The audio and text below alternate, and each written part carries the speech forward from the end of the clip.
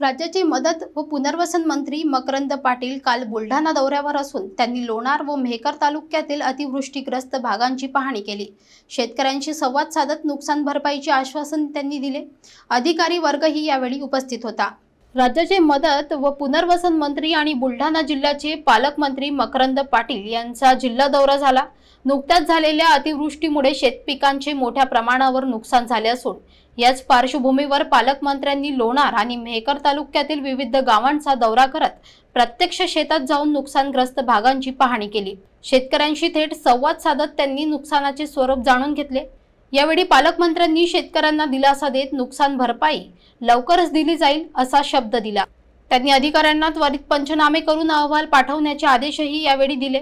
या दौऱ्यात जिल्हाधिकारी, कृषी विभागाचे अधिकारी, तहसीलदार आणि महसूल व आपत्ती व्यवस्थापन विभागाचे प्रतिनिधी उपस्थित होते। पाहणी दरम्यान काही शेतकऱ्यांनी शासनाकडे कर्जमाफी, बियाणे व खतांच्या मदतीचीही मागणी केली। अतिवृष्टीने आधीच अडचणीत सापडलेल्या शेतकऱ्यांना शासनाकडून दिली जाणारी ही मदतीची ग्वाही खरं तर एक मोठा आधार ठरणार आहे।